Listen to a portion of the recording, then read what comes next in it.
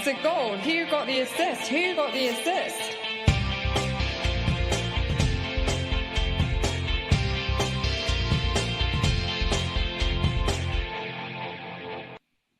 Hello, everyone. Is there anyone out there? Well, after a week like that, I'm very glad if you are, because it was certainly a week to just want to, give the game a pass for a bit. So thank you very much for listening, if you are listening indeed. I'm Tom. I'm here with yet another tentative beer. I was out last night on a Sunday night. As you can probably tell by the hoarse voice, I really do sound like a man this week. I was at Planet FPL Live 4, hosted by FPL Meets, which is a really great event. I'm sure you guys will you will know that I listen to James and Serge every week. So seeing them in person was really fantastic, and meeting up with loads of other people. So yeah, really good event. We had a really good time. As always with the Meets things. But yes, having a few beers on Sunday and being up for work on Monday really isn't the one. But drinking to just kind of make this whole game week seem even funnier than it already is. It kind of suits the situation. I'm not sure why I opened this beer, to be honest, just force of habit. But hey, here we go again, body. Oh, I'm getting too old for this stuff, Sam. You all right? Yeah, I mean, without the hangover, I think I share your thoughts. I mean, I at one point yesterday, during the Sunday matches, I was texting you. I was like, I've got to stop watching because the game week was just such a car crash. I needed to take my mind off of things. But then what I haven't told you is the irony of everything was I went off to a fireworks display, was in the pub next to the fireworks beforehand, and my mates who had sat down before me thought, oh, Sam will of course want to watch the Liverpool-Luton game. So they set me up on a seat that had the direct view of the screen. So I ended up watching it anyway, even though I was trying not to. So that was fun. Although, to be fair, as a non-Darwin owner, I did slightly enjoy that more than the other matches this game week. But yeah, it's been a bit of a manic game week. So we'll go through all of that later on, and we are recording halfway through the Chelsea Spurs game, which I usually mentioned at the end of this intro. But considering how crazy that game has been so far, I think it's worth mentioning. We're only halfway through it. We have seen 2 or 3 matches worth of drama in that 45 minutes. So do bear with us if information is out of date by the end of the pod, because someone else has gotten sent off or someone else has done something crazy. In the meantime, though, we are Who Got the Assist. I mentioned it last week, but the mini league, if you're looking for it, is now closed. So again, thank you for all of you who joined in. It's a really big mini league this season, so it's going to be very, very competitive at the top come game week 38, and we will reward you with a very nice shiny trophy if you are victorious. On today's pods, we have had a lot of back and forth over what Contemplate would be this week. We've kind of settled on having a look at some of our old transfers, what has and hasn't panned out over the last few weeks, and probably something in there around reacting versus projecting. So it's a little bit more of a spurious topic this week, but I think considering how crazy this week's been, having a look back and trying to almost calmly, objectively look back at our decisions over the last few weeks will be really helpful for hopefully us, but also anyone listening as well. And then we're going to, as always, take a look at the bold claims, and there's again a lengthy Q&A at the end. So thank you all for your questions. As I mentioned, we're recording on the 6th of November. The fireworks evenings may be over, but it still seems to be happening on the pitch. At the Spurs Stadium. So yeah, fingers crossed we don't miss out on too much more action. But for the time being, I'll hand back over to Tom. Yes, the first half, as we were saying before we came on, was like watching a car crash, wasn't it? There's like the morbid fascination, almost rubbernecking. When everyone's going really slowly, and you think, "What? Why? Why is there a hold up?" And you kind of slowly sort of inch past like a car at the front that's been sort of smashed off, and you kind of like, "I shouldn't be looking at this, but I am," and everyone else is also looking at it, which is probably why it's all kind of gone on a little bit. Yeah, really fascinating first half. Hopefully, we don't miss too much drama. Hopefully, it just hunkers down now. With Spurs hoping to get the 1-1. A late Porro goal would be very nice, but I did not think that's going to happen. That's for sure.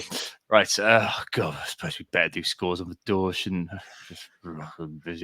I suppose we better. Yeah. So I am on 26. I got Gordon and Bowen goals, which was very nice. On my bench, and I'm not bothered by this one iota because I never would have played them at all. I've got a goal for Archer and also got the assist and free bonus for Kabore, but yeah, there's no chance either of them were getting on the pitch this week. So I'm not going to be pissed off about that at all. And yeah, one of the all-time poor FPL game weeks, I think. No game around it. And I think it's one of those as well that kind of when it started going badly, I wanted to see just how bad it could get. Because I think Planet FPL yesterday, we were all saying, everyone who captained Haaland in there was saying we all expect kind of the justice to be meted out by the universe, Salah to go stratospheric, and it was just summed up the week so well that the Luton pulling out the draw, fair play to them as well. Like the roof came off the place, to be honest, when Chong scored, but yeah, really just it's basically a soundscape of a picture of binary code. My teams, just zeros and ones and twos. Okay, a bit of a strange binary there. 21st century binary where two's involved. But yeah, really, really interesting week, that's for sure. And I've got Madison, who's come off just before half time in the Spurs game, so lots of questions now for me in terms of what happens next. Because I've got to keep an eye on Haaland. Cash as well came off 58th minute, I think, got a knock fairly early on in the second half and kind of soldiered on for a little bit, but got withdrawn. Porro did his ankle and did kind of complete the first half, but don't know what's going on there. And obviously Haaland, but latest information is that he was back in training today and was okay. And so I think that's probably one that we can just kind of shelve this week. But yeah, all-time low, really. 661k I'm down to now, so doubled my rank over the last couple of weeks. And it's one of those as well where I'm kind of thinking, who is scoring points this week? I've got no idea who is getting the points to mean that I'm getting a red arrow. And that's just the wonder of FPL, isn't it? What about you, Sam? Any better? Nope, no better. 24 points going into today. A doggy is one key difference with your side. You've got Porro. He should have been sent off in the first half. I'm not sure how he wasn't. So I feel kind of fortunate to have only gotten a yellow from that. So no points from him so far. So that's not adding to my score. And Son is still on the pitch. But obviously with Spurs down to 10 men, I'm not holding out too many high hopes on him improving my score at all. So I'm on live score of 25 points. That could slightly improve in the second half. But like you say, it's an all-time bad game week. I feel like every year we get one of these where it's just everything goes wrong all at once. All of the teams we fancy to do well, all of the players we fancy to do well, all just have an absolute nightmare. The only two exceptions in both of our teams, which we do have in common, are Bowen and Gordon, who ironically were the two players in the midfield and forward lines who I was probably most likely to get rid of in the next couple of weeks going into this week. So they're auditioning for spots in my side over the next few, and anyone who's watching on YouTube will see the fact that, well, both of us, but even more so me with Dan Burn in there, and a doggy's flag luckily will clear, but it's basically fun with flags at the moment. So I think I'll have other issues to deal with, especially that Dan Burn injury, which looks like it's a long-termer. Yeah, definitely. So yeah, what was going to be an easy role in game week 12 and possibly even burning the transfer, ironically, Burn is probably the one that has prevented me from doing that, amongst a few other issues as well. Simicast as well, we should probably mention very quickly. I in the nightmare that is this game week, I actually kind of forgot that Simicast didn't even start, which again is really, really poor. He was the most transferred in player in FPL this week, and to come on with, what is it, 20 minutes to go, 15 minutes to go. Like that, maybe we could have seen it coming with Gomez providing a bit more height for the aerial threat of Luton, but I think we were both pretty confident he would start even with 90 minutes in midweek. So I wouldn't have done anything differently. Honestly, everyone's having a nightmare. If you're out there and you're on a green arrow, fair play. I don't know how you've done it. You must have Trippier. You must do. I mean, I am one or two others to compound the badness of this game week. I sold Trippier to buy Simicast. So it's just one of those where you look at it and you just think, oh, FFS. But there's nothing I could have. Oh, obviously I couldn't have sold. I wouldn't have sold him. But as I said, talked about last week, the onward plan was to bring Saka in this week and make the way to make space for that to happen. And I was convinced, to be honest, that we'd score. We had a good recent record at Newcastle. I think I mentioned that last week anyway. And I thought that that would be at least. I didn't think it'd be a high scoring game, but kind of a 1-1, something like that. So marginal loss due to a controversial goal, etc., and so on and so on. And yes, I guess we're sticking the boot in. But hey, as I said, it's just I find it quite hilarious, really, like how bad a game we can possibly get. It's very nice to see kind of the far extreme result of how bad a game it can be. I know the guys from Martin Baker from Above Average is on like 11 points or something, 12 points. Yeah. But that's an all-timer. I don't think I've kind of had maybe some 20s in my time, but kind of 25, 26, that's pretty low. But yeah, kind of getting to 11, that's like elite territory, elite badness. But that's excellent. Anyway, yes, this week then it's quite a funny one. Yeah. Just to talk through quickly. I mean, the real thing, just to kind of focus on before we go into kind of what we're kind of going to talk about, which is just recent decision making, the idea of reacting versus projecting.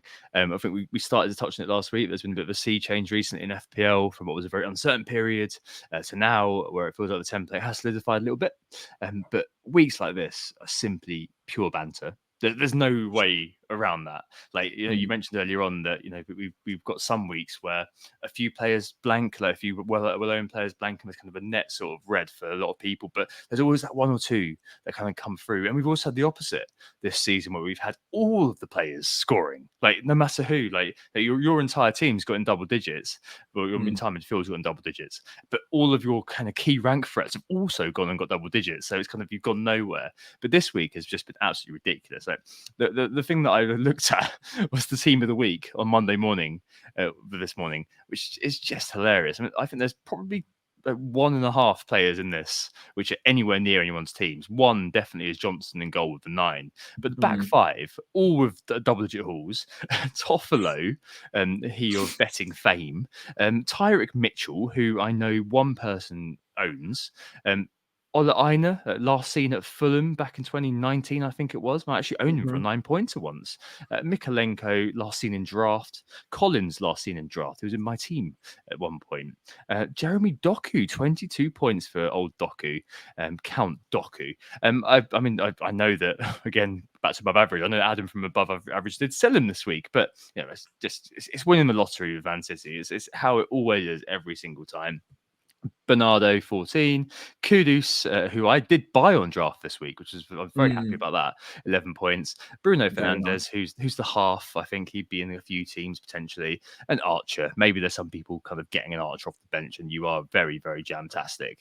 But I mean, of all of those names, it is Johnston and potentially Bruno Fernandes and the ultra patient sort of analyticsy crowd who are probably going to have one of those players. But yeah, the rest of them, it kind of just sums up the nature of this week, and it kind of just makes you kind of, I guess, appreciate that sometimes you do just get poor game weeks, and the time really now for is not really for getting angry about it. Like, I think it's just a case of being kind of a bit detached from it and just kind of laughing at it. I was speaking to quite a few people yesterday about having bad weeks and things like this, because obviously it was a hot topic conversation. How bad has your week been? And it's kind of the ability to have that emotional detachment, like, and making it work for you. It's a very sort of one-sided thing to kind of be like, if it's going really well, I'm really like, I love it. It's making me feel really happy. If it's not going very well, then I shut the door on it. Like, I think I've learned that over the last few years. Like, long-term listeners will know I've had a pretty bad run doing WGTA, and after a while, you kind of just you stop punching walls like I did early doors. That was when I lost the podcast. It wasn't due to a bad game week, but I used to get so pissed off. But no, I just don't. Yeah, it's just kind of one of those things where you treat it as a game. Like, you really enjoy the game. You kind of have a decent knowledge, and so in my case, kind of quite a deep knowledge of the game, and love talking about it. But you put it in its box, and if that box needs to go away, for you not to be upset, then put it away, basically. And yeah, it really has been one of those game weeks where I really haven't seen that many kind of outpourings of upset, perhaps. Maybe Hindu Monkey, but that's irrelevant. He's always upset, that guy. Other than that, like, it's very much one where I think we all kind of accept our fates, don't we, Sam? Yeah, and I think there's also something to be said for us, not us as in me and you, but the crowd generally playing FPL for so long now that there's a certain level of maturity about these weeks happening. We do bake it into our season. There's at least one of these every year. And I think it's quite reassuring when it happens, not only to you, but to the crowd as well. There's something in that sort of team spirit. We're all in it together a little bit. And you can only really say it's a bad game week, in my view, if you're having a far worse game week than what the average crowd is doing. And the average for this week is so low. The general consensus is we're all having a bit of a nightmare, and we're in it together. There are outliers, obviously, on both the negative and the positive side. But one thing I would say about any of you that are having a true shocker, something below 20 points, you're still only losing 10 points on the crowd. That's not that bad, really. You're going to be able to gain that back over a season pretty easily. So honestly, do not worry too much. In a low scoring game week, if you're below the average, it can't be by so much that it's going to really be detrimental to your season. So if you're feeling frustrated at the moment and you're having an even worse week than myself or Tom are, take solace in the fact that if this was an average of 70 and you've got something like 40, you're way worse off then. So don't worry, we'll all get back to it. Sam, the dog is just been sent off. Oh no. Of course he has. Of course he has. To be fair, he should have been sent off in the first half. Yeah, So he was walking. It's a very silly second yellow by the looks of it. But I mean, yeah, having that mature view, I mean, you've got to just laugh these things off now. You got to laugh. If I wasn't on a podcast right now, I don't know if I'd be laughing. But I'm trying to find the humor into my protein shake or something like that. I'm sure. Yeah, possibly. But yeah, Spurs down to 9. I mean, that is, I'm having a certified nightmare of a game week right now as well. And I will need to make transfers next week because of this. Yeah. But these weeks happen, and we'll be playing FPL in several seasons down the line as well. And it will feel like a distant memory, and we'll all have a laugh about it eventually. Keyword, eventually. So yeah, feel bad about it. Sure, that's fine. But don't worry. Next game week is only a week away, and we can right our wrongs hopefully fairly soon. So there is light at the end of the tunnel, I promise. And that's from someone who is live on the pod, just lost a player to a red card. So it does get better. Yes, it's very painful, isn't it? But yeah, I mean, I suppose it's all symptomatic, isn't it, of the point I made just at the beginning, that the template, I think, has solidified quite a lot now. And there are a few players, obviously, kind of on the fringes who've done okay this week. Bumo obviously got only in inverted commas got an assist, but my lord, he could have really flipping hauled this week. You've got kind of a few other sort of players who may be kind of in and around the template, like Fernandez, as I mentioned earlier on. Maybe like kind of a City defender could have been in some people's teams, like kind of Ake and Akanji both scored this week. But yeah, it is one of those where wherever you look, they're players who are not particularly FPL relevant, and that's fine. This is just such an extreme example of what an outcome can be that it's almost like you don't really learn anything from it. And I think that's fine to accept that FPL is completely random. If it was really predictable, those who are more engaged, I'm sure every year would do better and better, or at least be kind of in the shout of winning the thing. But the element of randomness, variance, as the cool kids call it, is always going to be them. It's just extreme variance. So there you go. Be adult about it. It's just a game. But yeah, I think to kind of link that in then to what we were going to talk about today, it's the idea of just looking back, I suppose, at what we've done recently, or what I've done recently, I think, because you wildcarded a little bit later than me, have had fewer kind of moves to make, whereas I've kind of had a few decisions to make, and kind of think about kind of this idea of projected versus outcome, because I think that recently there has been this sort of notion that you're buying in a player. Every time I've bought in a player, he's just done sod all, basically. Like, it feels like I'm kind of reacting to what's happened in the past. And we kind of started to touch on this in management as well a little bit. And maybe I've been kind of fairly template with the moves I've made. Like, I've been following sort of the most transferred in player or kind of the meta as it shifted. But I think it's interesting to see if we can kind of derive anything from this, divine anything from this. Is I mean, I don't think we're going to go into details of nuts and bolts of the moves and what those points mean and all that sort of thing. It's more of just something for fun, really, just to kind of get our points across. But yeah, I looked at my moves over the last sort of game week 8 to this week. So last 4 weeks. So game week 8, I sold Diaby and Botman. Botman was injured. Diaby, I wanted the Spurs player. Was it Luton Fulham they had? So I couldn't afford Maddison, so I got in Kulusevski and bought in cash for Botman because Botman was really injured. Rolled it in game week 9. Game week 10, sold Kulusevski for Maddison, for Maddison. I sold Son for Martinelli, and I sold Alvarez for Watkins because Watkins was the it player we all wanted to hit that week. Obviously, Son got a 10-pointer. And Alvarez didn't do anything. But yes, it was a bit rubbish if you add the hit in and Maddison only getting the assist and Watkins blanking against Luton, Martinelli blanking against Sheffield United. And then we get to game week 11 last week. So selling Trippier and buying in Shimikas, 2 of the red line players, Sam, on the Wildcards podcast. I was saying, there's 2 players that are red line. I'm keeping them no matter what. They are Trippier, they are Son. The whole thing's been built around them. And, there's been, I don't know whether it's been a strategic failure. Maybe we'll speak about that in a minute. But it's notable that both times I've sold those players, it's been a kind of a big down. I think I'm kind of minus 16 or so down on the transfers that I've made. Like every time. And yeah, it's one of those that I think is worth just to kind of think about, and hopefully kind of something that kind of reflects outwards. So you can think about if you've had a good kind of few weeks, why has it kind of worked out for you? If you've had a not so good few weeks like I have, what's kind of the process been? You were hot on the process a lot last week. I think this is kind of just a continuation perhaps of last week's pod. I mean, you've had fewer moves to make, haven't you? I have, yeah. So obviously I wildcarded in a week after you. So I wildcarded in game week 8 and then set myself up specifically for 8 and 9, trying to roll the transfer. And then started making my moves, removing Maddison, which was a bit of a planned transfer for Saka ahead of game week 10, which was that Sheffield United game for Arsenal.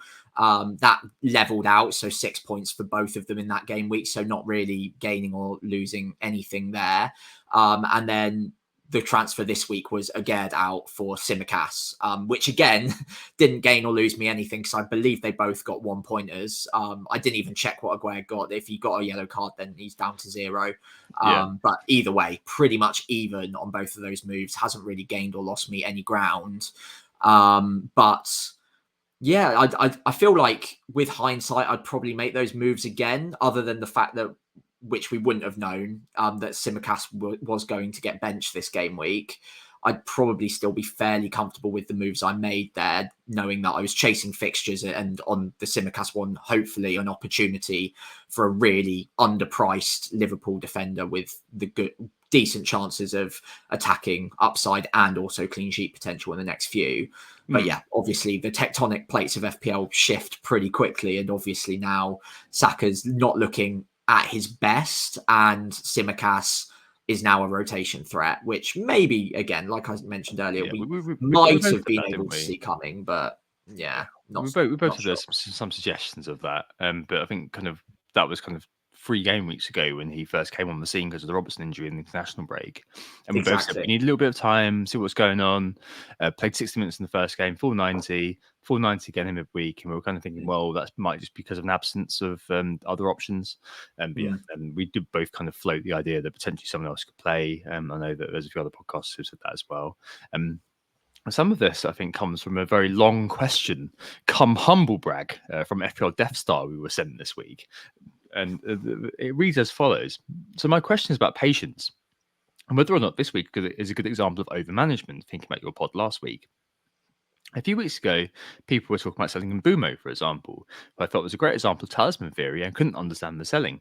He did go 2-1-2-2 between game weeks 5 and 8, but over the last 3 weeks, he's gone 14, 13, 5. I've just left him there. I was tempted to move, in all seriousness, Mitchell. So he's the guy I was talking about earlier. Mitchell got 15 points this week to Shimikas. And obviously, I'm lucky I didn't. I guess the question amongst all of this nonsense is, how much of this is outcome bias and how much of this is a return to trusting our instinct when we make longer term plays? I didn't transfer because I trusted my wildcard judgment of 3 rotating 4.5 defenders, of which was Mitchell's turn last week and will be Soufal's turn this week with Nottingham Forest at home. Is this week a bit of a return to the patient managers, getting one up in a season which has more often felt like the fast movers got the points, or is it something different? Translation, I think, is I'm a great manager. What the hell are you two doing? But yeah, I think that's a really interesting sort of conundrum to talk about, because I think there's definitely this kind of notion of really patient managers potentially being rewarded a little bit this week, like Bruno doing okay. I mean, the kind of the individuals that Defstar mentioned there. People have kept Bumo. I know that we said a couple of weeks ago, sell Bumo because the fixtures aren't really in his favour. FBref, the data's off the charts I mentioned last week, so fair enough if you did keep.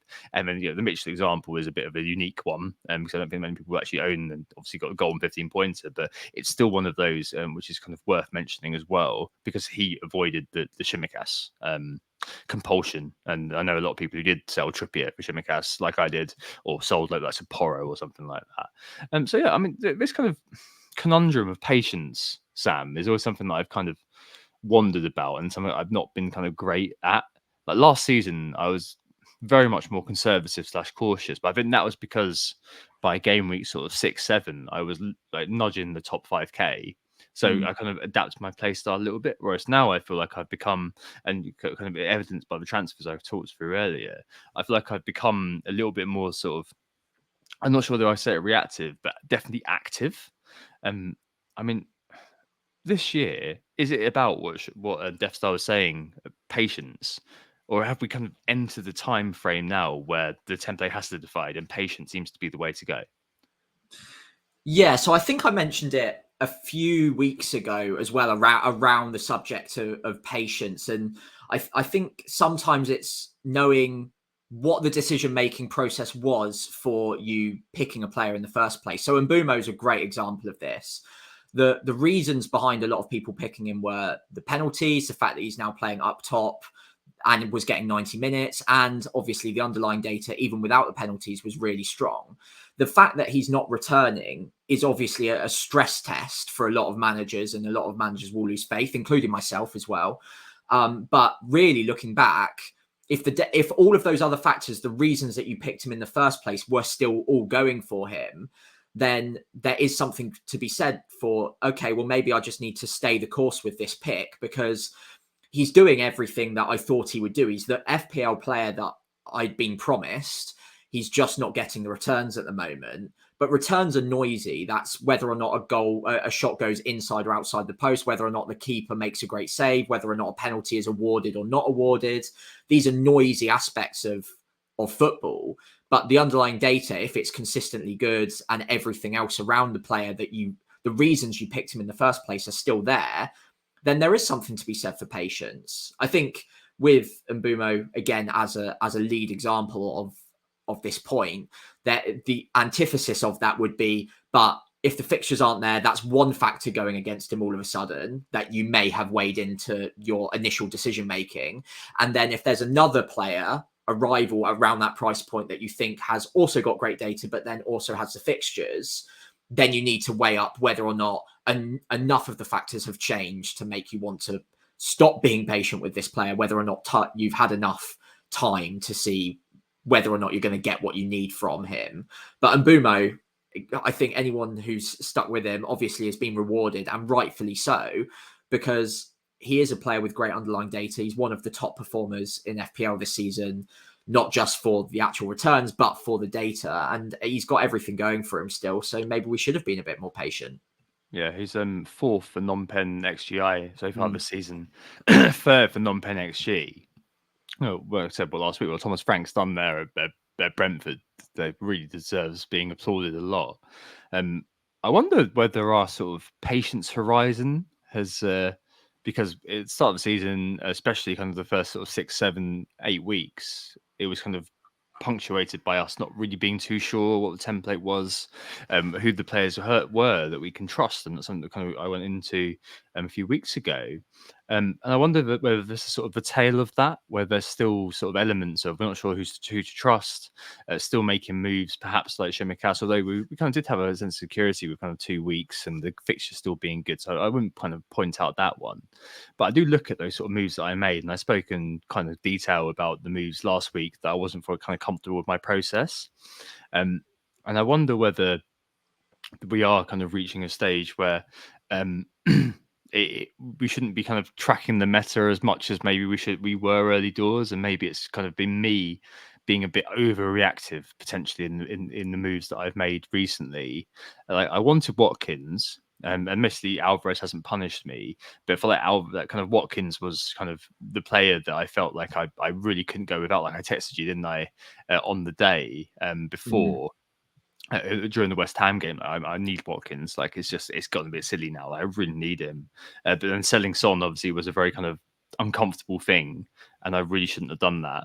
And then you're looking at this week where it's kind of like, oh, I'm trying to kind of right that by getting the money from Trippier so I can afford kind of the next. If I'm projecting forward, the next sort of few players, I think that will probably be Saka. And now the irony is that that's kind of irrelevant because I could have rolled the transfer and found another way to get to Saka via Madison, who's now injured. But obviously, it's very difficult to foresee that players going to get injured. So it's one of those, isn't it? I mean, from your kind of opinion, I guess, Sam, the Samslation of kind of what I've been saying. I mean, should I go back to this sort of notion of being a bit more cautious, because it really does kind of stick out like a sore thumb, I guess. I know you had a wild card sort of in between, but in the time that you've done 2 transfers, there's me on 6, and it feels like I'm kind of burning through players like swipes on Tinder almost, or Hinge as it is these days. I'm sure. I don't know. Don't need it anymore. But it really does feel that way. So maybe it is kind of a case, as Sean was kind of saying earlier on about, Destar was saying earlier on about kind of personalization, patience, and kind of just stabilization being sort of the main sort of way forward, perhaps. Yeah, it's an interesting one because I've seen different managers have success with very different strategies. Some people are much more aggressive with their moves. They'll happily take out players that are performing really well, thinking I'm going to back the fixtures here and try and get ahead of the meta, ahead of the template through doing so. And other managers are more successful by maybe treading a slightly more cautious line. But I think the key here is consistency, as you've hinted at here. I think the fact that you've gone from one strategy to another might be where you're having the issues at the moment, because you're conflicted week on week as to whether or not you should apply different logic to the moves based on what happened or what went wrong last week, because maybe it's a strategy you're not overly comfortable with, as you hinted at last week on the pod. And then you with this week, I think removing Trippier for Tsimikas was about trying to get back ahead, so you've got the money in the bank and you can start looking at moves further down the line, which I think on the whole is a sensible play. I think there's nothing wrong with that. But having done that after doing the almost the Hail Mary the week before, it can leave you in a little bit of a questionable position, because you're doubting which strategy. If you've had 2 negative outcomes from both, then you're doubting whether either strategy was the right one to go for. And I think just trying to nail down which strategy you want to continue with down this pathway for the rest of the season, and applying that logic to all of your moves, will be more fruitful going forward, rather than sort of going backwards and forwards, or back and forth rather, on the style of play you want to apply to the season. But whether or not one is correct and one is incorrect, it would be hard for me to say, because I have seen managers be successful both ways. So I wouldn't want to pin one and say this is the way to play this season, because it could easily change, or it could prove after 38 weeks that over the long run average, being more aggressive is the way to have played this season. And we'll only really know that much further into the season. It's rather picking a strategy and just backing yourself with it, and knowing that's the way you feel comfortable with playing. I guess my sort of feeling was that like this year felt a lot more ponterific than last year. Like last year did feel very much sort of getting in formation early on and kind of tursling your way forward. It felt like there was a lot of sort of non-drastic moves. Like, as I said, there was that week where we were looking at moving a 4.5 million forward around. Whereas this year, it's not quite been that way with the glut of options in midfield, for example, lots of interchangeable parts, things I referenced multiple times before. And I think it was kind of trying to adjust and my strategy from depending on how I think the season is looking. But maybe something that I kind of didn't really think about too much is that within each season there are also sort of little kind of pockets of time where the template does become quite solid suddenly or does then loosen up and you've got that sort of opportunity to attack. And maybe I did see with buying Watkins having that sort of Arsenal cover, which Martinelli, which I will be kind of keeping because I think he's been quite good for the last couple of games. It's just not really kind of come off because we as a team don't look particularly good, and kind of keeping the Spurs coverage of Maddison. There's an idea that kind of in that will pay off over the long term. So it is kind of the patience and consistency that's always there. It's always been a hallmark of how I've played, but that has not been particularly successful. So I think success always seems to have been through playing it in quite a cautious way, which is your hallmark. It's Lucy's hallmark as well, and a lot of the big managers, the best managers, do exactly that. And I think I'm back in kind of chasing mode a little bit, and maybe that's what's kind of influencing my decision making. Whereas I kind of almost I want to kind of shoot for the moon, have that one sort of big moment. I've spoken about season of moments so far this season, like having one sort of big moment with someone like buying Kulusevski, who's on my transfers in list, buying a Martinelli, and then kind of scoring sort of a few points on that sort of on the day that I buy him in, like that probably would be potentially the thing that I'd be kind of aiming for. But yeah, I think it goes back to maybe kind of stabilization and maybe trying to just kind of raw out some patience, because at the end of the day, I can have one great game week, which is always really nice. But it's got to be kind of that idea of sort of long-term investing, basically like a long-term interest on your sort of capital versus like a trading thing where you're looking to kind of make loads of money on the cryptocurrency markets overnight. Like, I think I'm always kind of looking for the sort of the latter one where I want sort of like one game week to go stratospheric. I've got uber differentials, dice men, as a Joe from Fans Football Scout would call them. Loads of those players all throughout my team, all going well, having a high state sort of thing. But I think I've got to try to remember that last year was very good because I got the template early, and it was kind of just a case of kind of maintaining that. And I suppose a part of my sort of discomfort now is that I'm so far from what I consider to be kind of where the template is, I suppose. I haven't got Saka at the moment, I haven't got Son, do have Salah, do have Haaland, have now sold Trippier, so I need to kind of try to figure that out and kind of project, I guess, where everything's going to going forward.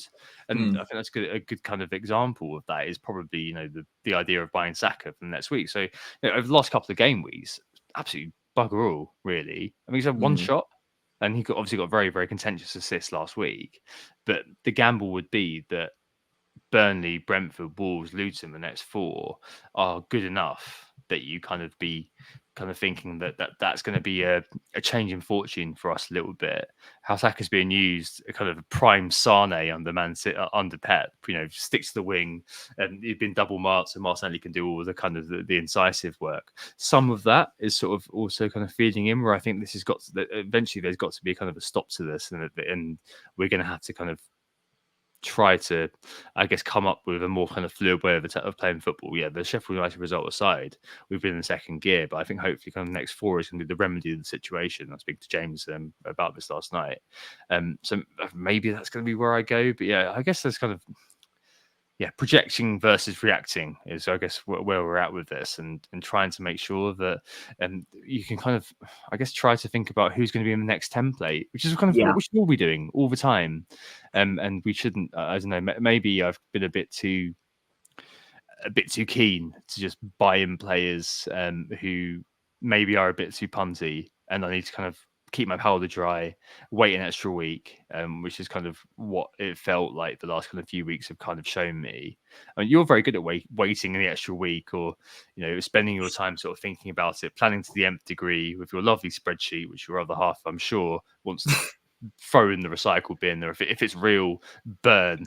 But, I mean, Do you think there's any kind of players, I guess, going forward who could bust through that template, especially after the international break after game week 12? Yeah, well, if we're talking game week 12 as well, I think you've got one in your team, and Martinelli is really interesting to me right now. So, yeah, I think he could be helping you get back ahead of the template pretty quickly if he has a bit of a flyer against Burnley. Outside of that, I have made a few notes. Eberici Eze, I really like the look of at 6.1. Palace have got some great fixtures over the next 4. And his data is phenomenal. So if you want to back the data without the returns, a bit like Mboum over the last few weeks before he started hauling again, Eze could be the next guy. He is on penalties as well, I believe. So, yeah, I would really like the look of him. And he's significantly underpriced at the moment for the sort of data he's getting. And he really is the focal point of that team. He's the reason that they tick. And we saw even him coming back off the bench this week, they were a lot more expansive going forward and were able to create a lot more chances. So I really like the look of him. I also really want to consider still, even though they've not been great recently, some of the Brighton assets. The fixtures are still there. The data is still generally pretty good. And I think because of recent poor performances, most people will look away and maybe take their eye off the ball with them. And they're still a good side. They're still going to create chances. And as frustrating as they've been, I still think there's an opportunity there. The man that you've brought in draft this week, Kudus, I like the look of as well. If we can get a run of starts, I think he scored 5 and 7 now. I think it's 5 and 7 starts. I saw a stat on Match of the Day. I might be getting that wrong, so apologies because I haven't fact checked that, but it is a significant contribution.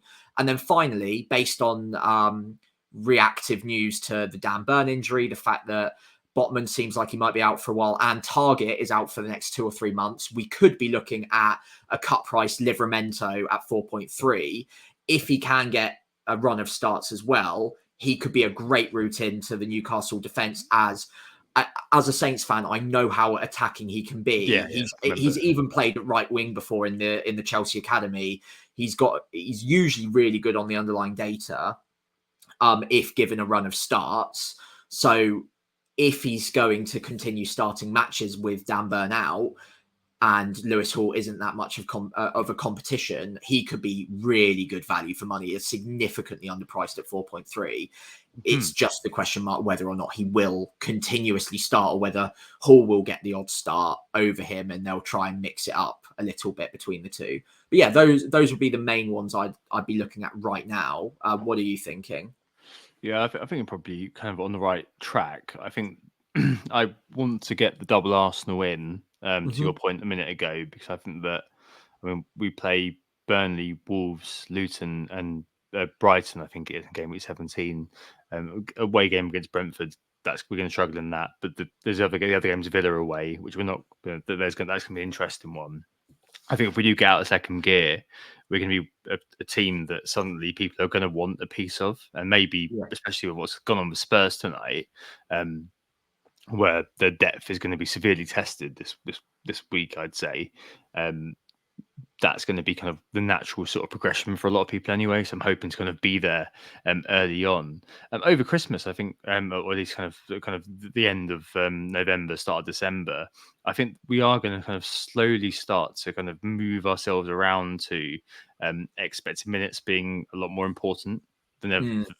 That's kind of a natural progression that you get throughout this sort of time frame. So you may see some players. I mean, Bruno Fernandes comes to mind immediately from teams that maybe aren't performing particularly well, but there's kind of that individual brilliance about them, which can mean that you are on for something happening every now and again.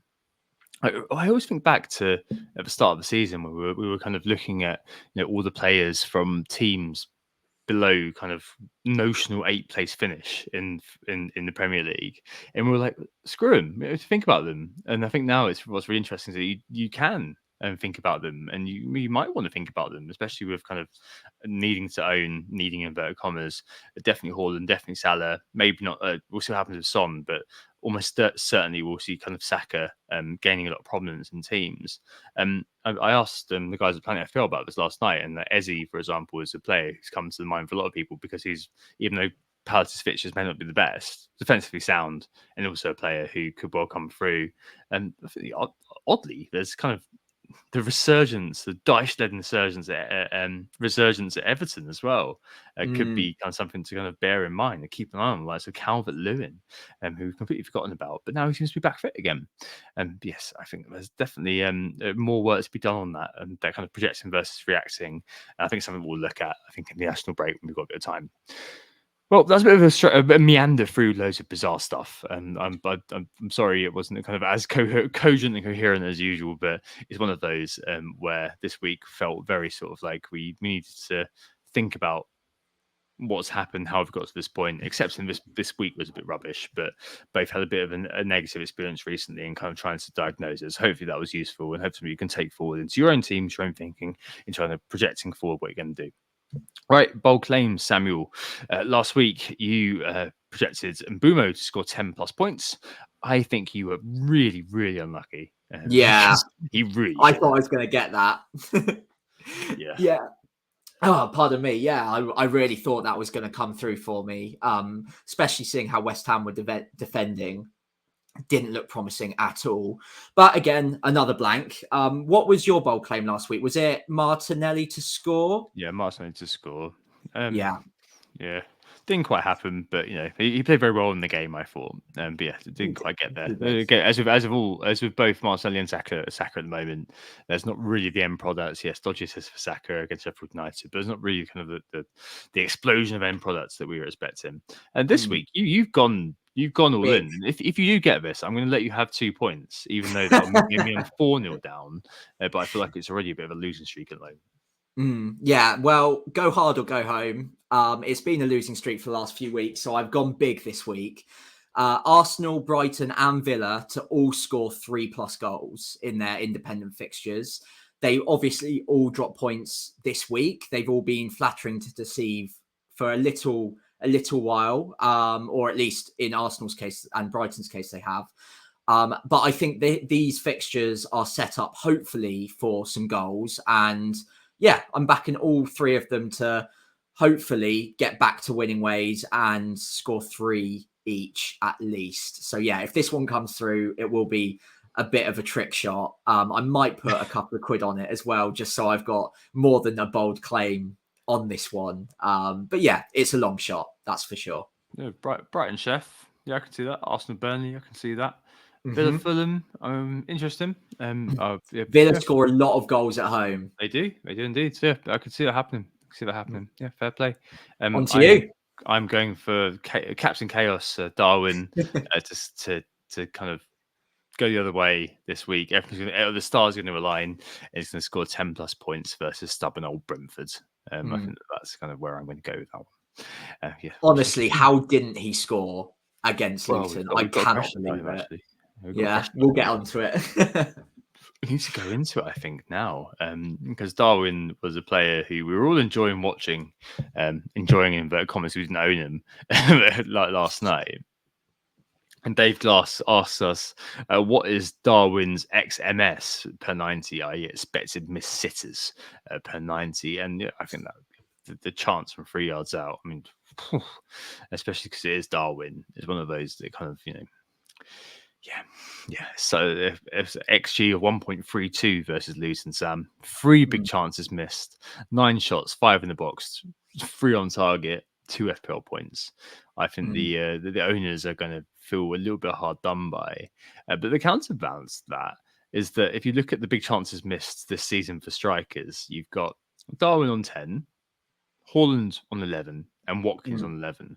And Haaland, he's got 13 goals and assists and goal involvement in about 930 minutes, which is 1.25 GNA per 90.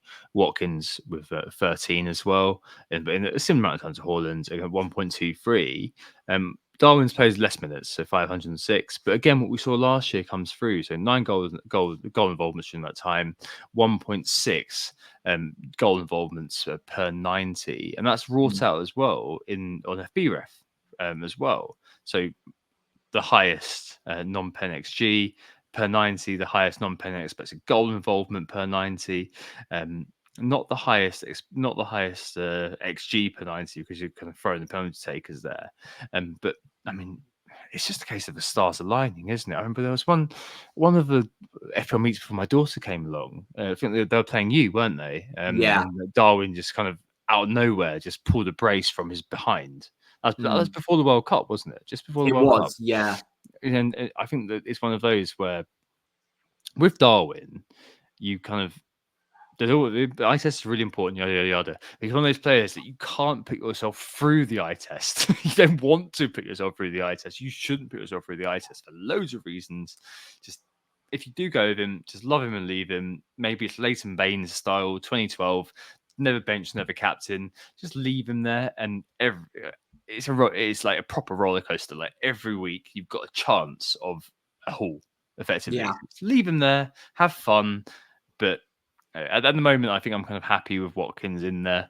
But I mean, he's always one where if I was in a 3-4-3, I wouldn't let this week put me off because you've got to be putting yourself in position to score, haven't you?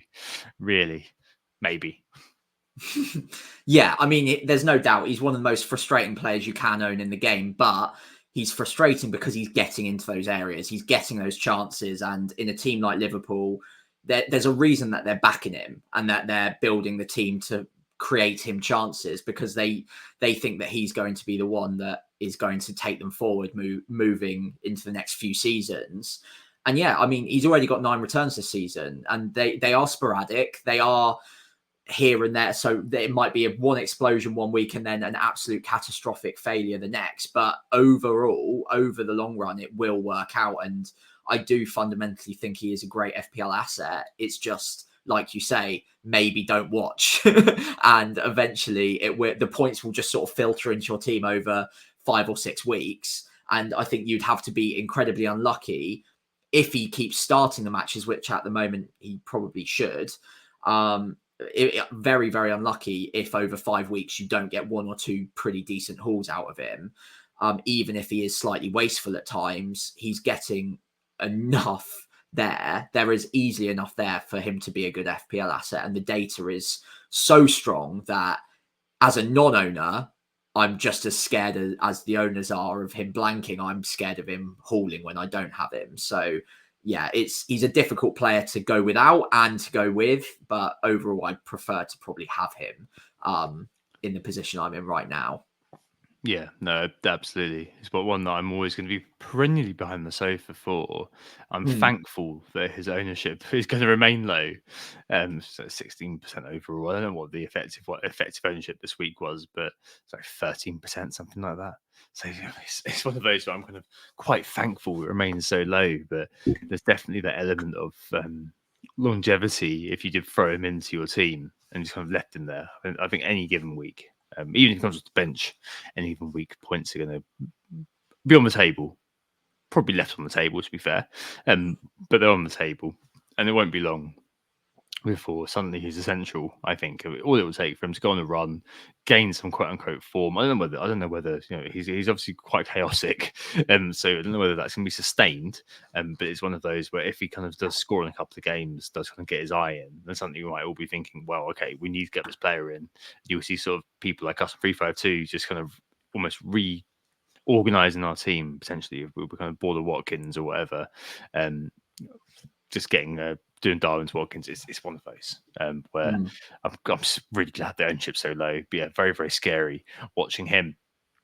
So we mentioned Haaland earlier on, as speaking of forwards, and there's been a few questions about that. I think they've been slightly invalidated a little bit. So Pep said at midday, we will show him this afternoon, so I don't know. Yesterday he felt much better. and then Haaland was in training today. We'll see what happens against Young Boys midweek. But I suspect if he's fit, he'll play against Chelsea. I don't really see that being a question, to be honest. Yeah. And so, sorry, like Morpheus, amongst others, asked us a question about kind of what happens if Haaland's injured. I think we can't really touch that right now. Waste everyone's airtime. But there is one sort of tangential to that from FPL Stomach, who asked, with the fixtures being poor for City, so we know the next 4, they're not poor, but they're challenging. On paper, it's City, but they're still challenging. Chelsea, Liverpool, Spurs, Aston Villa. Could you contemplate selling Haaland? And how would you redistribute the cash? I mean, we said this a little while ago, to be honest. But Liverpool, Spurs, and especially now with the injuries, Van der Ven, and Aston Villa with the high line, as you mentioned beforehand. None of those games worry me in terms of owning Haaland, frankly. And to be honest, in game week 13, there's a very good chance I captain Haaland against Liverpool, to be honest with you. And then kind of Spurs, Aston Villa, he's always going to be in with a shout there. I know we're probably, especially if you are a no Haaland person and you've benefited from this week. I mean, what a big win that is.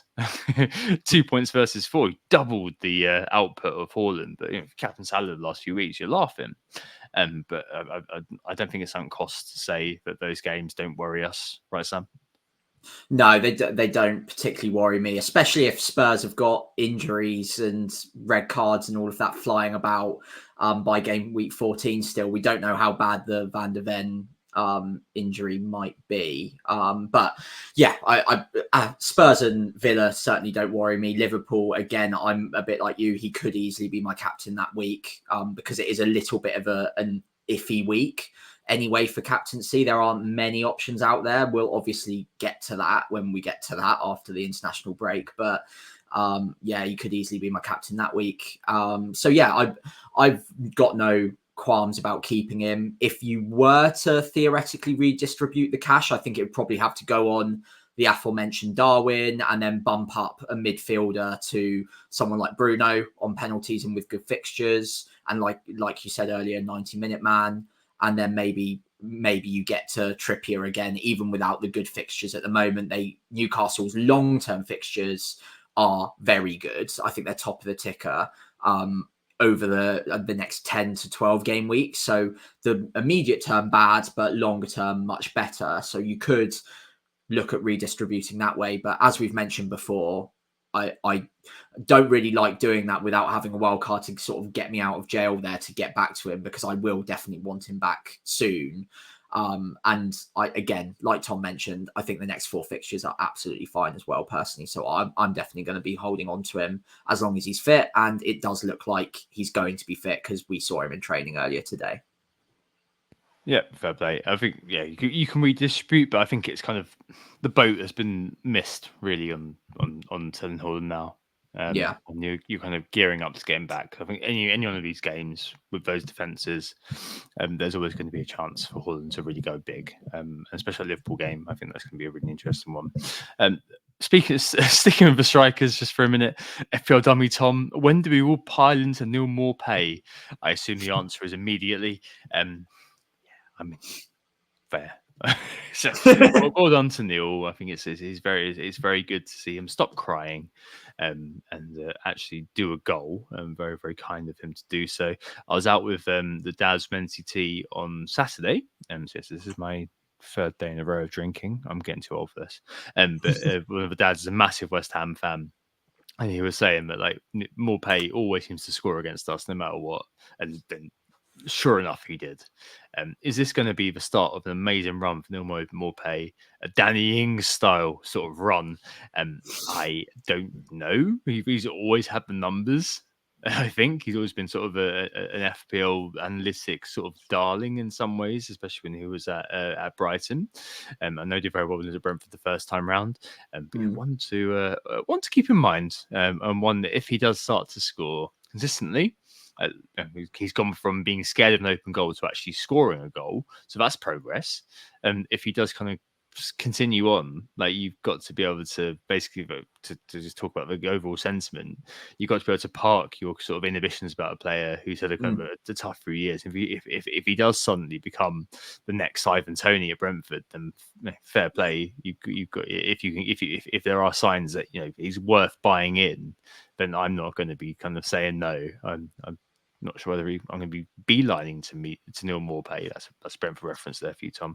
But I mean, he's going to be one that is always going to be on the radar, isn't he? At his very cheap price. And yes, I don't think we're going to be beelining towards him, are we?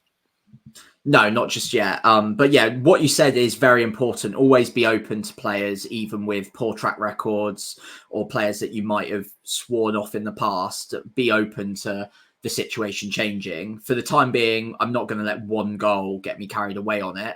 I am assuming that the question was more tongue in cheek at this point, which is absolutely fine. But with the fixtures to come, next couple, we can probably leave it, wait, and then if he does seem like a player that's hitting a bit of form, by the time Brentford's fixtures turn good again, we can look at him then. Although one thing I would suggest, if we are going to take the question more seriously, is if we're looking at getting Mbeumo for some good fixtures to come, or if he's in your team anyway, then be careful piling too heavily on Brentford because they will be blanking in game week 18 alongside the Man City assets. So you could leave yourself in a little bit of a pickle and in need of a free hit if you're not careful and you go a little bit too heavy on that combination of Brentford and Man City going into that week.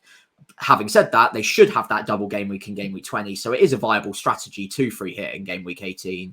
Just one for you to kind of keep one eye on if you are going to go down that route. Yeah, I think Mbeumo is going to be pretty universal, isn't he? Because game week kind of 14, the Luton home game.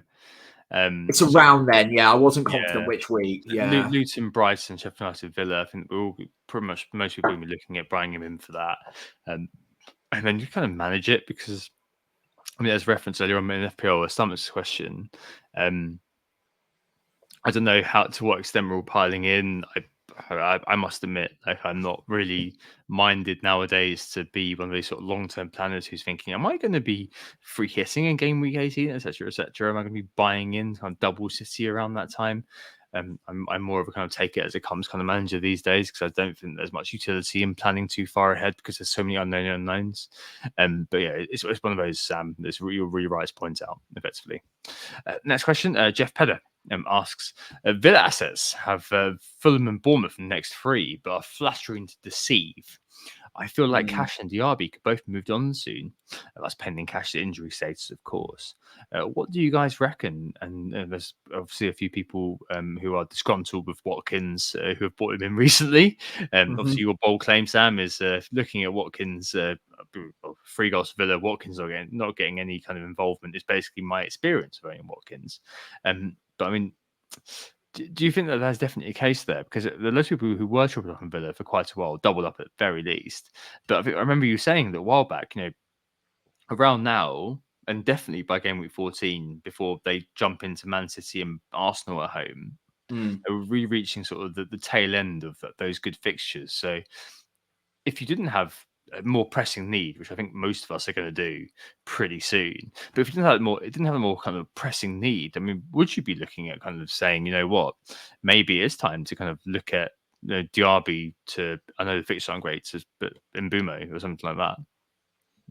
Yeah, I would. I think more importantly, from a defensive point of view, Villa's fixtures will be running out pretty soon. They'll have Spurs in a couple of weeks, and then, like you say, it's Man City, Arsenal. Not too many of them I'd be scared of owning Watkins for. He is a player that I always like backing against anyone. He seems to pop up with a goal even in the bigger games. Diaby, we don't really have that sort of history with, and there are a lot of good alternatives with good fixtures around that sort of jumping off point that you could swap to quite easily for Diaby. So I'd have no hesitation in removing him around then, especially because the underlying data hasn't been fantastic for him in comparison to some of the other assets around that price point who would be coming into good fixtures.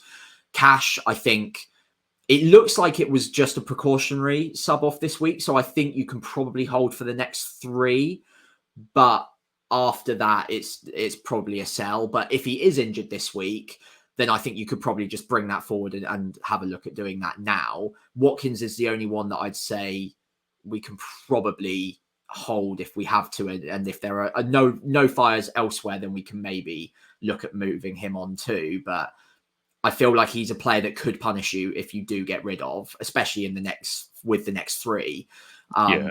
But yeah, Man City and Arsenal after that, you could definitely get away with having a look elsewhere if there are strikers coming into good fixtures then. But for the time being, I'm happy enough owning Watkins still, I think. Cash, Diaby, lots of other kind of, maybe not for cash. It doesn't feel like the defence is kind of chock a lot of options now. But for Diaby, certainly, it's not that far to get to a Bowen, is it? I know that West Ham have been kind of flattened to the sieve as well, but still very good options at West Ham. Bowen and Kudus, like, that could be one where you'd have more sort of levity potentially to just kind of think, you know what, actually, I'm going to go for it and just kind of chase that a little bit. Yeah, absolutely. And I don't know if people are still tracking how far into the Spurs game we are, but Tom has just informed me that it's finished 4-1. And I think it's Jackson hat-trick. Jackson hat-trick and a doggy -4. So it's yeah, been a good week. What a great week. And what a great time to be podding live. There's loads of people who don't realise that if a player does get sent off, it doesn't mean that they get capped. So if they're a defender, they don't get capped. So if they keep conceding, the negatives keep coming.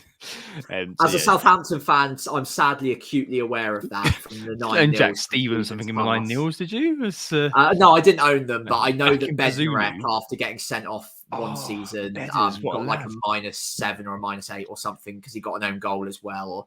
Or there was some weird combination that happened with a defender who got sent off in either the Leicester game or the Man United game, one of the two. So yeah, a doggy -4, not great. I've ever seen you, I think. Pardon, what was that? As I've ever seen you. Yeah, well, what can I say? What can I say? You're getting your running shoes and going around the block, aren't you? After this, yeah, I might have to in the pitch black. Yeah, I'll find somewhere dimly lit to go sit in a corner and reassess my life and why I play FPL in the first place. Not very nice, is it? That's horrible, and we've all been in that situation at some point. Yeah, don't get upset about it. I think it's one of the things you just laugh at because it's been so bad anyway. But it's kind of like, if only, I'm sure someone put out a tweet like, what could happen for this to become the worst game week in FPL history? Yeah, but what idiot would tempt fate like that? Oh dear. Anyway, final question this week to move us on the transfers and captains, so Sam can go off on his run / go in the dark room for a bit and just scream straight to the angry dome. Jimmy the Claret, who should be our third Arsenal attacker to own this week against Burnley this week? I think for those people, it's probably second or third. But I think I mentioned earlier on about concerns about Saka. For example, not at the races, XGI wise, being very wide, etc. But those next 4 fixtures have the opportunity to be transformative for Arsenal and their FPL fortunes and Premier League fortunes. Obviously, not terrible, but difficult loss against a close rival for top 4 this week. So you're in Saka, and is Nketiah, for example, on the menu for you? Probably not on the menu for me just because I've got, by the looks of it, issues elsewhere that I need to deal with. But if I had the option to get to him, I would be considering him. He's very well priced. He should continue to start for the time being. And we know that Burnley play a very open brand of football, leave gaps centrally and relatively high press. So Nketiah could definitely benefit from that. Martinelli's the other guy that I'd expect to do really well off the back of that kind of system. So all 3 of those, I'd be more than happy to own this game week.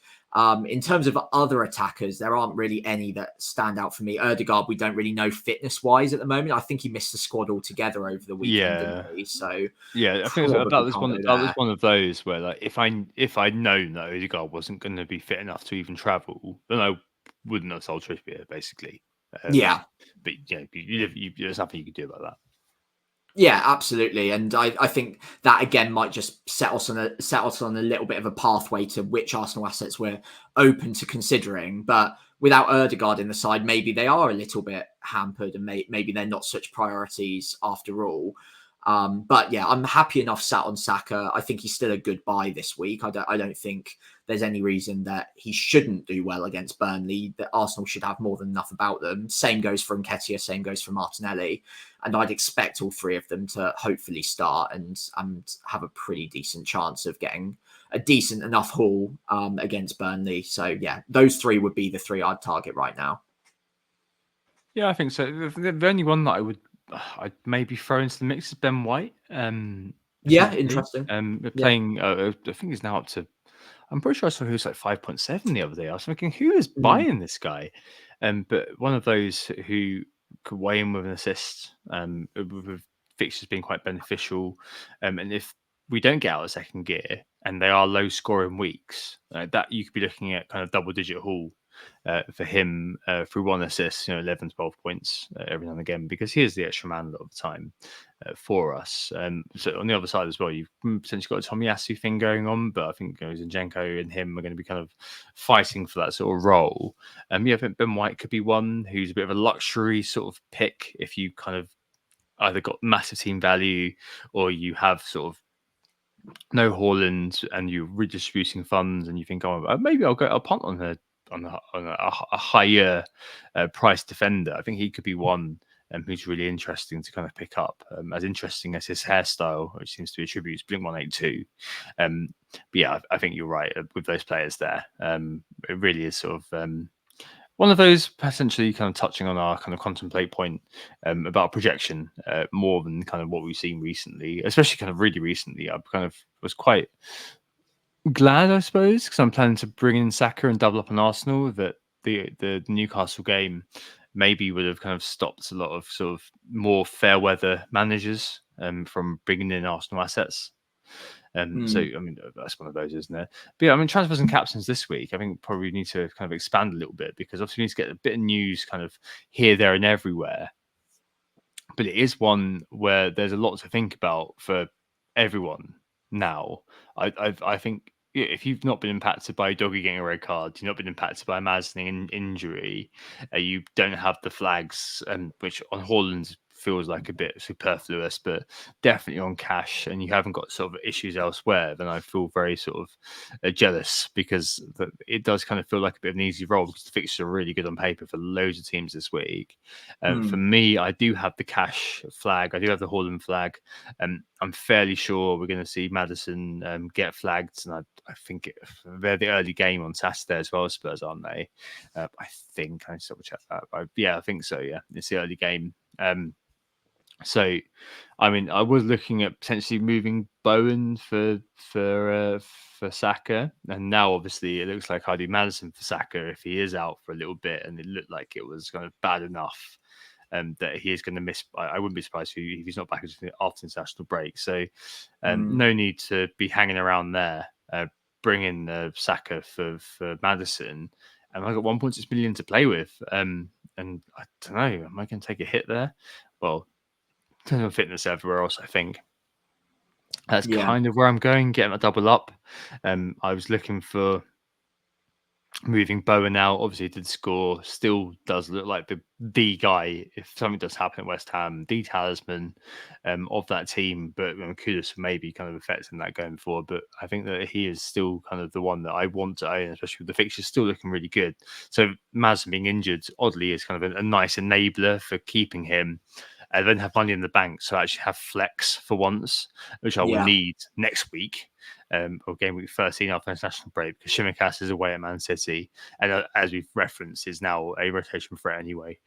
So that 1.6 million can then kind of help me out with Kabore or Taylor, then moving up to somebody else. So I've got a bit of bench security potentially, although Kabore scored 8 this week and Taylor scored last week. So, it is what it is. It always is what it is. I think they've got kind of okay fixtures, those two.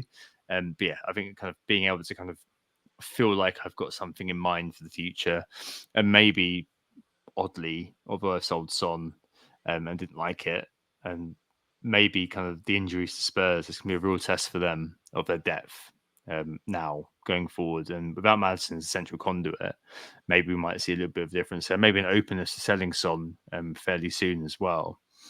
So yeah, we'll kind of see how it goes on all of those things. Given my OR 661, I am open to using the captaincy to buy a lottery ticket in that Burnley game against, and I'll have Saka and Martinelli, and I would not say no to captaining Saka or Martinelli in that game. Probably Saka because I can be fairly sure get through midweek. Is it Champions League this week? Yeah, is it? I can be fairly sure that we're all good. He's going to play that game. So I, yeah, I'd be really, really tempted to do that. I know that Salah's going to be the one with the high EO, so maybe that's kind of the safety pick. But it feels like with where I am, so 600k, it's not awful. But I still kind of look at it and think, yeah, if that does come off, like Saka scores a brace in that game, and Salah's doesn't quite match it, and there's always narrative that Brentford are very kind of gnarly to play against. We're known that 3-5-2. Yeah, I mean, I'm open to it. I hope I may even do it. I'd be really interested in doing that. But that's kind of where I am. I think Maddison to Saka, if he is cropped, I don't really see him playing against Wolves. To be honest, I haven't got a bench at all, and so it would have to be him for just kind of practical reasons. So yeah, but I think that's where I am at the moment, and obviously just hoping that Tsimikas plays because I've got Kabore away against Man United and Taylor away against Arsenal on the bench to come in if Tsimikas doesn't play. But at one point, he probably is kind of fine. If Cash is injured, God knows, I'll think about it a bit more. Maybe my Ben White props. Hey, there we go. Yeah, interesting week for me. You've got a really interesting week now, though, haven't you? Yeah, I've got more fun with flags now because a doggy will be suspended too. So switching over to my team, yeah. So in defence is where all of my issues really lie, to be honest. Cash, who I'm really hoping isn't a proper problem, because if he is, then I've got some serious issues. Tsimikas again needs to be starting against Brentford for me to probably put out a full back line at all this week. But then Burn, we know, is out. Fundamentally, we know that to be true. So he's a transfer out, and a doggy is going to be suspended for this game week as well. And then the fifth defender is Taylor. I don't really want to be playing Taylor. So I think going into this pod, I was thinking it's going to be Burn to Lascelles, just cover off the Newcastle spot. I probably would have started Lascelles away at Bournemouth anyway over either Tsimikas or a doggy, but I wasn't really sure which. Obviously, a doggy being suspended would make that really simple if I was confident that Tsimikas does start, and I can just start Cash, Tsimikas, and Lascelles at the back and hope that they all start, that Cash and Tsimikas are both fine. After that, though, in the middle, Bowen, Gordon, Son, Salah, Saka, I'm happy enough to just leave it as that. And up front, Haaland, again, pretty sure that flag gets wiped and he plays. And then Watkins as the other striker. So this could go one of two ways for me. It could end up being that I need to use both of my free transfers and sort something out in the defense just to cover the bases and make sure I've got a full back line. But if I'm trying to be maximum Sam, as you like to call me sometimes, I'm going to try be ultra cautious. I think just moving Lascelles in for Burn gives me that little bit of money. I'll roll the second transfer ideally. And then game week 13, obviously after the international break, we could need those two transfers even more. And hopefully that would then give me a playing back three for this week, all things willing. So yeah, I'll have to check the news and monitor how Cash goes through the week. We'll get some news because we'll have hopefully two press conferences from Emery before the deadline, with Europa or European competition included as well. And Tsimikas is probably the dice roll that I just hope that he starts. But yeah, outside of that, if I'm trying to be as calm and objective as possible, it's an okay side for next week. It's just that defense I just need to make sure I tighten up on. I mean, I feel like there's going to be hits flying around now. If we do get to kind of the end of the week and things are looking a bit like, you know what, as players out, we can kind of move it all on. I mean, are you open to hit this week? I don't think I need to. Well, obviously things can change. People can be injured. Maybe Haaland's injury is worse than we think, and the training shots are AI generated fakes to throw Chelsea off the scent. Who knows? But at the moment, I don't think I need a hit. I've got 2 free transfers, so worst case scenario, I can move Burn and a doggy out, and then I've got a back 3, and I'm happy with the front 7.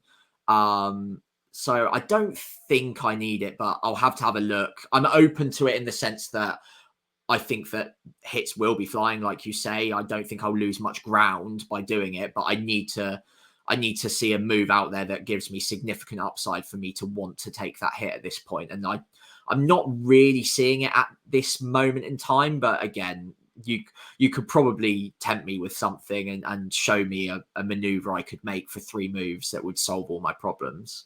Yeah, no, yeah. I mean, we'll see how we develop when we get towards the end of the week. But yeah, I mean, that was one hell of a week. Yeah, that might be my lowest game week score ever. I think I'm 22 points after the -4. Nick once of this parish has ended the week on 17 -4. Wow. He had Areola, Saliba, Shimikas, Cash, Diaby, Saka, Salah, Madison, Watkins, Alvarez, and Haaland captain. So net 13. I've never seen anything like it.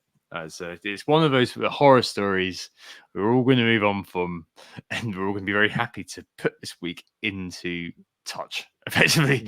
Yeah. So that's your lot basically, and we're all off to go and forget all of this. Absolutely. Well, hopefully it has been a game week to remember for all the wrong reasons for most of us, but hopefully in a few years we'll all look back at it, remember game week 11 in 2023 and think, you know what, at least it can't be as bad as that. So we can all have a laugh about it in seasons to come. Hopefully we've helped guide you through what was quite a tumultuous week, and you've had a good laugh at my expense for things getting worse during the live recording. But in the meantime, thank you all so much for listening. We really do appreciate it. We were Who Got the Assist. As always, you can follow us on X at WGTA_FPL, or if you want to follow my woes, you can follow me at FPL Pricey, and on Instagram and Threads we're WGTA.FPL, and again, I'm just FPL Pricey on there. If you did enjoy the pod, we'd really appreciate it if you could follow us on those socials, but also give the pod a 5-star rating if you're listening to us on Spotify or Apple Music, wherever you do listen. Or if you're watching on YouTube, then please do remember to leave a like and subscribe to the channel so you don't miss out on any future content. Yes, indeed. Well, thanks, Sam.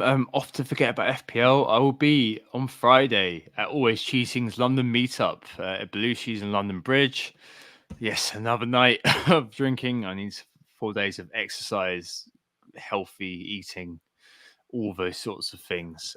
Yes, I'm really looking forward to seeing Josh and Brandon in person after, I think last time I saw them was pre-pandemic, so it's been quite a long time. We hope you enjoyed the pod. If indeed you've listened to it this far, we hope we insisted you feel better about FPL a little bit, and we'll speak to you next week. Take care. Oh, it's a goal. Who got the assist? Who got the assist?